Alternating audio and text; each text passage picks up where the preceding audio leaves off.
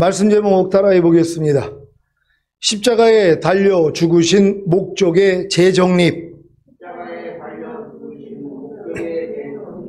지난 한 주간 왕들과 제사장들의 삶을 사셨습니까? 왕들과 제사장들의 삶을 사는 것이 왜 중요한 것입니까? 지금 여러분이 왕들과 제사장들의 삶을 살고 있지 않다면 첫 열매로 휴거되지 못하므로 주님과 함께 이 땅에 내려와 1000년 동안 왕 노릇할 수 없기 때문입니다. 그러니 지금 이 마지막 시대에 왕들과 제사장들의 삶을 사는 것이 얼마나 중요한 일입니까? 그런데 과연 교회 다니는 신자들이 또한 마지막 때 휴거를 준비한다고 하는 신자들이 왕들과 제사장들의 삶을 살고 있습니까? 아니, 왕들과 제사장들의 삶이 무엇인지를 모르는데 어떻게 왕들과 제사장들의 삶을 살 수가 있겠습니까? 그래서 대부분 마지막 때 휴거를 준비한다고 하는 신자들이 환난 통가설과 환난 중 휴거를 믿게 되는 것입니다. 왜요? 자신이 휴거가 되지 못할 것을 자신의 영이 알기 때문입니다. 그래서 환난 전에 휴거되지 못함으로 자신이 믿게 된 환난 통가설과 환난 중 휴거로 인해 7년 대환난에 들어가게 되는 것입니다. 이런 낭패를 보지 않으려면 이 마지막 시대에 어떤 삶을 살아야겠습니까? 당연히 왕들과 제사장들의 삶을 살아야 하지 않겠습니까? 요한계시록 5장 9절 10절을 한글 킹제임스로 읽겠습니다. 제가 먼저 읽습니다. 그들이 새 노래를 부르며 말하기를 주께서 그 책을 쥐하시며 그 봉인들을 열기에 합당하시니이다. 이는 죽임당하셨던 주께서 하나님께로 각 족속과 언어와 백성과 민족 가운데서 우리를 주의 피로 구속하여 우리 하나님 앞에 우리를 왕들과 제사장들로 삼으셨으니 우리가 땅 위에서 통치하리이다 라고 하니라. 아멘. 이 말씀에 보면 땅 위에서 통치하는 자들이 누구입니까? 각 족속과 언어와 백성과 민족 가운데서 주의 피로 구속하여 우리 하나님 앞에 왕들과 제사장들로 삼은 성도들입니다. 이들이 주님과 함께 통치하는 장소가 어디입니까? 천국입니까? 아니면 이 세상 나라입니까? 이 세상 나라입니다. 요한계시록 11장 15절을 새 번역으로 읽겠습니다. 다 같이 읽습니다. 시작. 일곱째 천사가 나팔을 불었습니다. 그때 하늘에서 큰 소리가 났습니다. 세상 나라는 우리 주님의 것이 되고 그리스도의 것이 되었다. 주님께서 영원히 다스리실 것이다. 아멘. 이 세상 나라를 주님이 영원히 다스릴 것을 믿습니까? 누구와 함께요? 각 족속과 언어와 백성과 민족 가운데서 주의 피로 구속하여 우리 하나님 앞에 왕들과 제사장들로 삼은 신자들입니다. 성경으로 확증합니다. 요한계시록 20장 4절로 6절을 현대인의 성경으로 읽겠습니다. 제가 먼저 읽습니다. 나는 또 여러 보좌를 보았는데 거기에는 심판하는 권세를 받은 사람들이 앉아 있었습니다. 그리고 예수님을 증거하고 하나님의 말씀을 전하다가 처형을 당한 순교자들의 영혼과 짐승이나 그의 우상에게 경배하지 않고 이마와 손에 짐승의 표를 받지 않은 사람들도 보았습니다. 그들은 살아나서 그리스도와 함께 1000년 동안 왕이 되어 다스릴 사람들입니다. 그러나 나머지 죽은 사람들은 1000년이 끝나기까지 살아나지 못했습니다. 이것은 첫째 부활입니다. 다 같이 이 첫째 부활에 참여하는 사람은 행복하고 거룩한 사람입니다. 이들은 둘째 죽음의 지배를 받지 않고 하나님과 그리스도의 제사장이 되어 1000년 동안 그리스도와 함께 왕으로서 다스릴 것입니다. 아멘. 그리스도와 함께 1000년 동안 왕이 되어 다스릴 사람들이 누구입니까? 첫째 부활에 참여하는 사람들입니다. 이들은 구체적으로 여러 보좌에 앉은 심판하는 권세를 받은 이기는 자들과 예수님을 증거하고 하나님의 말씀을 전하다가 처형을 당한 순교자들의 영혼과 짐승이나 그의 우상에게 경배하지 않고 이마와 손에 짐승의 표를 받지 않고 순교한 사람들입니다. 이들이 살아나서 그리스도와 함께 천년 동안 왕이 되어 다스릴 사람들입니다. 이들을 다른 말로 뭐라고 합니까? 이들은 둘째 죽음의 지배를 받지 않고 하나님과 그리스도의 제사장이 되어 천년 동안 그리스도와 함께 왕으로서 다스릴 자들입니다. 왜 여러분이 이 마지막 시대에 왕들과 제사장들이 되셔야 하는지 이해가 되셨습니까? 왕들과 제사장들이 둘째 죽음의 지배를 받지 않고 하나님과 그리스도의 제사장이 되어 천년 동안 그리스도와 함께 왕으로서 다스릴 자들인 것이 명확하게 성경에 기록되어 있지 않습니까? 그러니까 이 마지막 시대에 왕들과 제사장들의 삶을 사는 것이 얼마나 중요한 일입니까? 문제는 왕들과 제사장들의 삶을 사는 것이 무엇인지조차 모른다는 것입니다. 그러니 첫째 부활인 휴거될 신자가 별로 없다는 말이 떠도는 것이 당연한 것입니다. 주님도 이렇게 말씀하시지 않았습니까? 누가복음 18장 8절입니다. 다 같이 읽습니다. 시작. 내가 너희에게 이르노니 속히 그 원한을 풀어주시리라. 그러나 인자가 올 때 세상에서 믿음을 보겠느냐 하시니라. 아멘. 인자가 올 때 세상에서 보지 못하는 믿음이 무엇입니까? 보배로운 믿음인 휴거와 천년왕국에 대한 믿음입니다.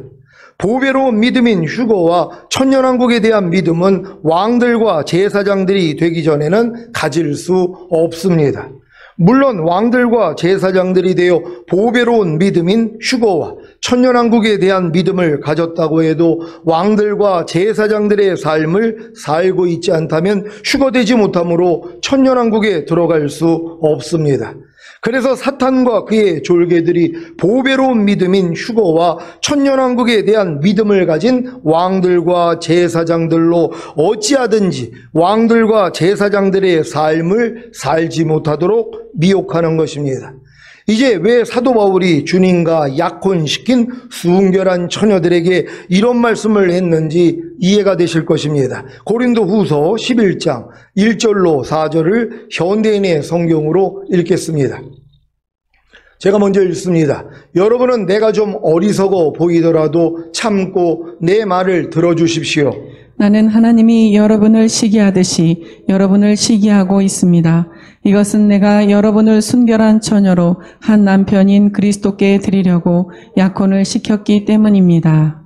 그러나 이브가 뱀의 간사한 거짓말에 속아 넘어간 것처럼 여러분의 마음이 부패하여 그리스도에게 대한 진실과 순결을 저버리지나 않을까 염려가 됩니다. 그것은 누가 여러분에게 와서 우리가 전하지 않은 다른 예수나 여러분이 받지 않은 다른 영이나 다른 복음을 전할 때에 여러분이 너무도 쉽게 받아들이기 때문입니다. 아멘. 제가 1988년 7월 17일에 자살하려고 날짜를 정하고 기다리고 있었을 때 갑자기 주님이 제게 임하셔서 내 뜻대로 산 결과가 무엇이냐, 이제는 내 뜻대로 살아라고 하시며 맡긴 사명이 바로 순결한 처녀들을 한 남편인 그리스도께 드리려고 약혼을 시키는 중매자의 역할이었습니다. 그리고는 내가 너를 새 언약의 일꾼으로 불렀다고 하셨습니다. 이러한 사명을 까맣게 잊고 어떻게 해서든 스스로 교회를 부흥시키려고 약 22년 동안 별별 사역을 다 했었습니다. 하지만 11년 전에 주님이 다시 임하셔서 내가 지금 오면 넌 나하고는 아무런 상관이 없다고 하시는 청천벽력과 같은 음성을 듣고 제 사명을 회복했습니다. 그래서 지금까지 신부단장하는 사역만 했던 것입니다. 이런 제가 가장 염려하는 것이 무엇이겠습니까? 이브가 뱀의 간사한 거짓말에 속아 넘어간 것처럼 여러분의 마음이 부패하여 그리스도에 대한 진실과 순결을 저버리지나 않을까 하는 염려입니다.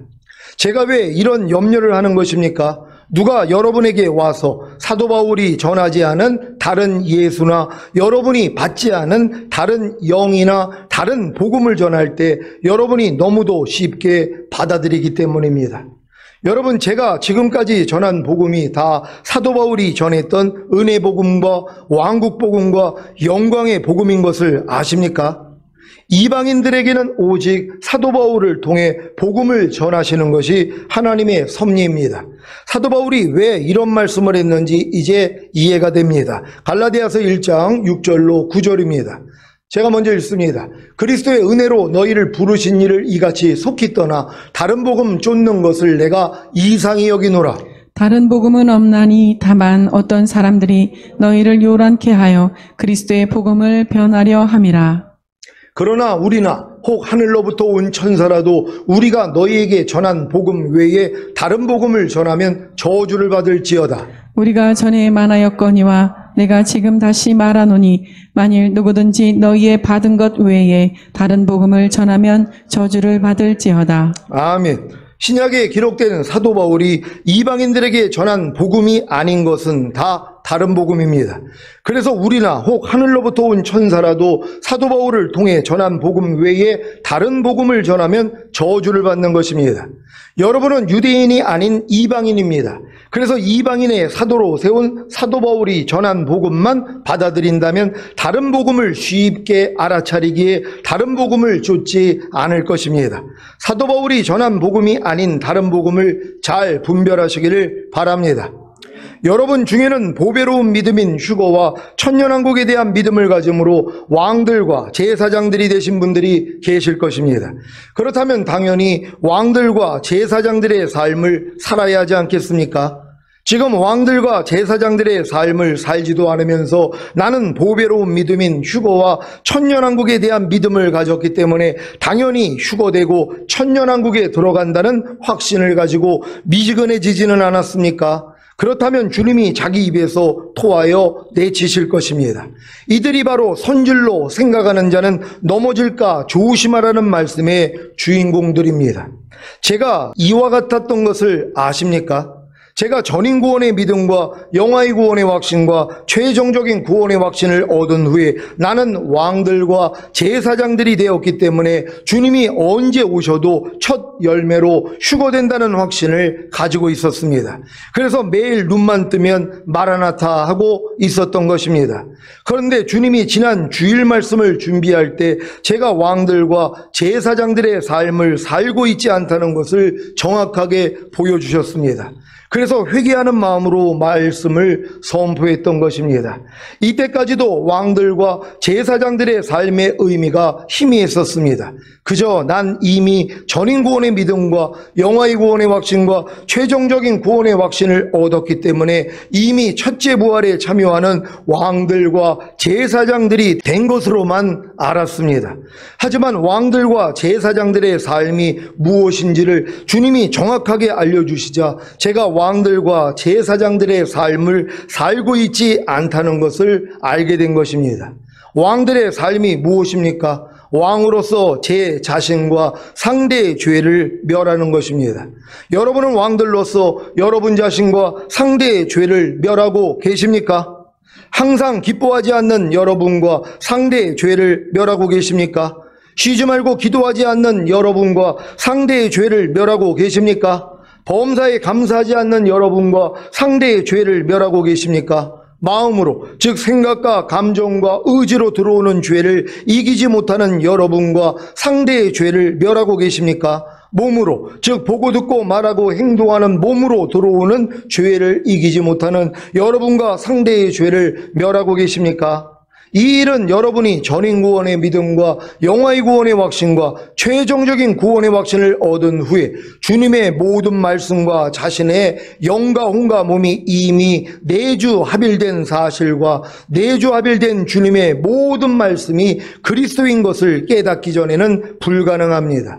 내주합일된 주님의 모든 말씀이 그리스도인 것을 깨달아야 그리스도의 삼중직이 시작됩니다.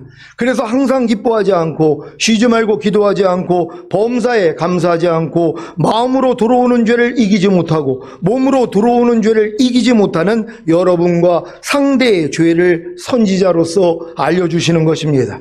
그리고 알려주신 여러분과 상대의 죄를 제사장으로 용서하게 하십니다. 그래서 여러분과 상대의 죄가 용서받았기에 왕으로서 여러분과 상대의 죄를 멸하는 것입니다. 이것이 바로 왕들의 삶입니다. 제가 최근에 왕들의 삶을 산 경험이 있었습니다. 노예 카톡방에 이제 마스크 벗을 때가 되었습니다 하는 청와대 청원과 종말론 강의 1편, 거듭남을 성령 세례라고 하는 것은 이라는 제목으로 PDF 파일을 올렸습니다. 며칠 후에 조심스럽게 잘 아는 여목사님의 전화를 받았습니다. 제가 카톡방에 올리는 것을 개인에게만 보내고 노예 카톡방에는 올리지 말라는 권면이었습니다. 이 권면을 듣고 즉시로 죄송하다고 하면서 앞으로 올리지 않겠다고 했습니다.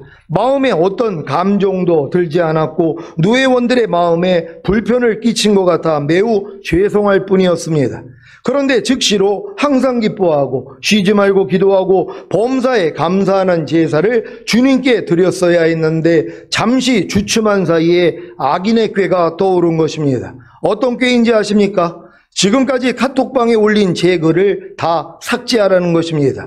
이 꾀를 쫓았다면 저는 제 글을 다 삭제하는 죄인의 길에 섰을 것입니다. 이것이 바로 오만한 자리에 앉아 하나님을 대적하는 모습입니다. 천만다행히도 삭제하려고 하는 순간에 주님이 너 뭐하니 하는 마음을 주셨습니다. 예전 같았으면 뭐하기는요, 저분들이 내 말을 받아들일 마음이 없기 때문에 지금 나를 죽이려고 하잖아요. 그러니 저도 똑같이 해줘야죠. 그래야 자기들이 나한테 어떤 짓을 했는지 알 것 아니에요. 이것이 빛과 소금 역할 아닙니까? 라고 했을 것입니다. 그럴듯하죠. 이게 제 지기 싫어하고 한 대를 맞으면 두 대를 때리고 싶고 다른 사람의 말은 들으려고 하지 않는 제 못된 성격이었습니다. 그래서 주변에 저를 건드리는 사람이 별로 없었습니다. 참 못됐죠. 이런 제가 어떤 사람이 된 것입니까? 주님이 너 뭐하니 하는 마음을 주시니까 즉시로 멈추고 주님께 회개하고 악인의 꾀를 쫓지 않고 도리어 대적한 것입니다. 그래서 죄인의 길에 서지 않고 오만한 자의 자리에 앉지 않은 것입니다. 그리고 다시 한번 어떤 일이 있어도 항상 기뻐하지 않고 쉬지 말고 기도하지 않고 범사에 감사하지 않는 죄를 즉시로 대적하지 않으면 마음으로 들어오는 죄와 몸으로 들어오는 죄를 이기지 못한다는 것을 알았습니다.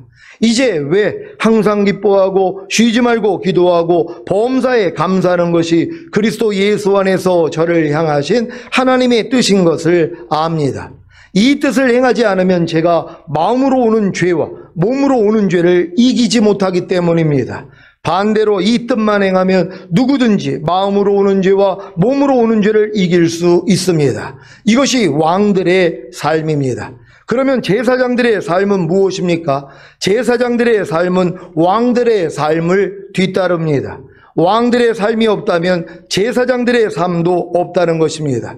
여러분은 하루 동안에 항상 기뻐하지 않는 자신과 상대의 죄를 멸하는 왕들의 삶을 살아야 합니다.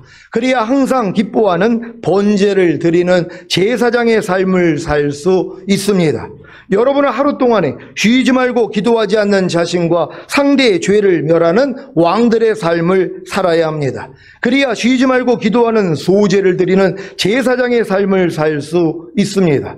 여러분은 하루 동안에 범사에 감사하지 않는 자신과 상대의 죄를 멸하는 왕들의 삶을 살아야 합니다. 그래야 범사에 감사하는 화목제를 드리는 제사장의 삶을 살 수 있습니다.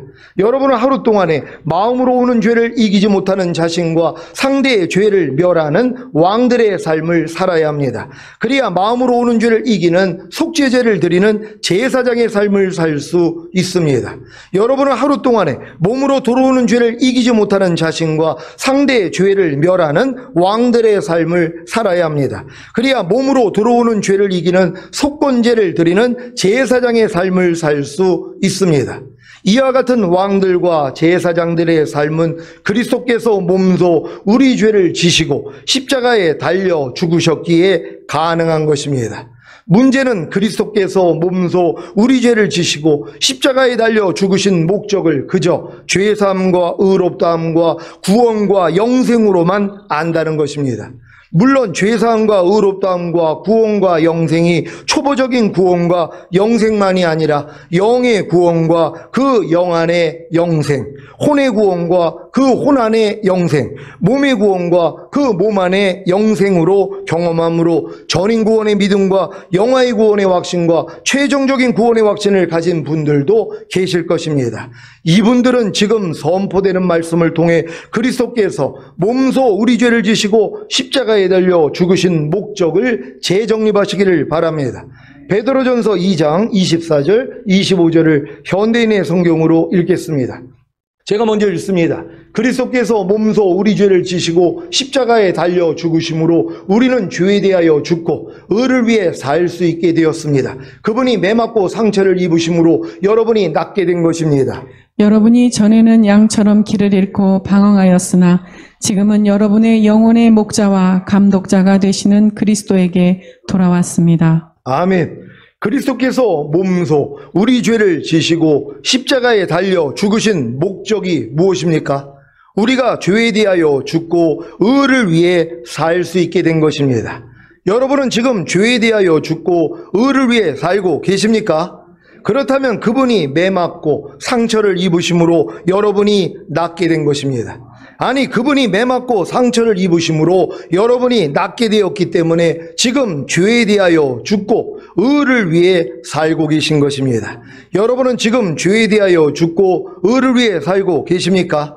여러분은 어떻게 죄에 대하여 죽었습니까? 로마서 6장 1절로 4절을 현대인의 성경으로 읽겠습니다. 제가 먼저 읽습니다. 그러면 하나님의 은혜를 더 받으려고 계속 죄를 지어야 하겠습니까? 결코 그럴 수 없습니다. 이미 죄에 대하여 죽은 우리가 어떻게 죄 가운데 그대로 살 수 있겠습니까? 여러분은 그리스도 예수님과 연합하는 세례를 받은 우리가 그분과 함께 죽었다는 사실을 모르십니까? 우리는 그분의 죽으심과 연합하는 세례를 받음으로써 그분과 함께 묻힌 것입니다. 이것은 그리스도께서 죽은 사람 가운데서 아버지의 영광으로 살아나신 것처럼 우리도 새로운 생명 가운데서 살도록 하기 위한 것입니다. 아멘. 여러분이 그리스도 예수님과 연합하는 세례를 받았다면 그분과 함께 죽은 것입니다. 그래서 여러분은 죄에 대하여 죽었기 때문에 죄 가운데 그대로 살 수가 없게 된 것입니다. 왜 사도 바울이 이 말씀을 했는지 이해가 되실 겁니다. 로마서 6장 10절, 11절을 현대인의 성경으로 읽겠습니다. 제가 먼저 읽습니다. 그리스도께서는 죄에 대하여 단 한 번 죽으시고 하나님을 위해 영원히 살아계십니다. 이와 같이 여러분도 죄에 대해서는 죽은 사람이지만 하나님을 위해서는 그리스도 예수님 안에서 살아있다고 여기십시오. 아멘. 여러분은 예수님의 죽으심과 연합하는 세례를 받음으로써 예수님과 함께 죽었습니까? 그렇다면 여러분은 죄에 대하여 이미 죽은 사람이 된 것입니다. 죄에 대하여 이미 죽은 사람이 된 것이 무엇입니까? 죄를 짓지 않는 것입니다. 아니, 죄에 대하여 이미 죽은 사람이 어떻게 죄를 지을 수 있겠습니까? 항상 기뻐하지 않는 죄에 대하여 이미 죽은 사람이 어떻게 항상 기뻐하지 않는 죄를 지을 수 있겠습니까? 만약에 항상 기뻐하지 않는 죄를 짓고 있다면 그분이 매맞고 상처를 입으심으로 여러분이 낫게 된 사실을 믿지 않기 때문입니다. 그분이 매맞고 상처를 입으심으로 여러분이 낫게 된 사실을 믿는다면 당연히 항상 기뻐하지 않는 죄를 짓지 않아야 할 것 아닙니까? 문제는 자신이 항상 기뻐하지 않는 죄를 짓고 있다는 사실조차도 모른다는 것입니다. 그러니 어떻게 매맞고 상처를 입으심으로 여러분을 낫게 하신 주님께 나아가 고침을 받겠습니까? 아니, 자신이 병든 것을 모르는데 어떻게 의사에게 가겠습니까? 주님이 왜 건강한 자에게는 의사가 쓸데없고 병든 자에게라야 쓸데있다고 하셨는지 이해가 되십니까? 여러분은 자신이 항상 기뻐하지 않는 죄를 짓고 있는 병에 걸리는 사실을 아십니까? 그래서 양처럼 항상 기뻐하는 길을 잃고 방황하는 것입니다. 하지만 매맞고 상처를 입으심으로 여러분을 낫게 하신 주님께 돌아간다면 고침을 받을 것입니다. 그래서 항상 기뻐하는 주님이 여러분의 영혼의 목자가 되셔서 항상 기뻐하는 길로 인도하시고 감독자가 되셔서 살피고 단속하시는 것입니다. 이것이 바로 그리스도께서 몸소 우리 죄를 지시고 십자가에 달려 죽으신 목적인 우리로 죄에 대하여 죽고 의를 위해 살 수 있게 하신 것입니다. 여러분, 이 말씀이 이해가 되십니까? 여러분이 하나님의 말씀에 대해서 지금 순종하지 못하고 있는 이유가 뭐냔 말이에요. 내가 죄에 대해서 죽고 의에 대해서 살았다는 것을 믿지 않기 때문이란 말이에요. 그러니까 여러분들이 지금 하나님의 말씀에 순종하지 않는 게 뭐예요? 병들어 있는 것이란 말이에요. 왜 병이 들어 있습니까? 주님이 채찍에 맞아서 나음을 주는 사실을 믿지 않기 때문이란 말이에요. 그럼 이게 병들었다는 걸 알아야 주님 앞에 나아가 고침을 받을 수 있는 것이란 말이에요. 그래서 여러분이 결국은 죄에 대해서 죽고 의에 대해서 살 수 있는 자가 되는 것이란 말이에요. 이게 주님이 십자가 지신 목적이라는 것이란 말이에요. 근데 여러분들은 지금 십자가 지신 목적으로 풍성한 생명을 얻은 거 아닙니까? 내주합의를 이루어서 이제 하나님의 생명으로 살아야 되는 것이란 말이에요. 근데 하나님의 생명으로 살려고 했더니 뭐예요? 여러분이 죄에 대해서 죽어야 되는데, 의에 대하여 살아야 되는데 그렇지 않는 모습들이 드러나는 것이란 말이에요. 항상 기뻐하지 말라는 이 마귀에 대해서, 이 죄에 대해서 내가 뭐예요? 이미 죽은 자란 말이에요. 그러니까 우리는 상관이 없어야 되는데 내가 그 죄를 짓고 있는 이 모습을 보는 것이란 말이에요. 이게 병들은 증거란 말이에요. 이 병을 가지고 주님 앞에 나아가 고침을 받으면 되는 것이란 말이에요.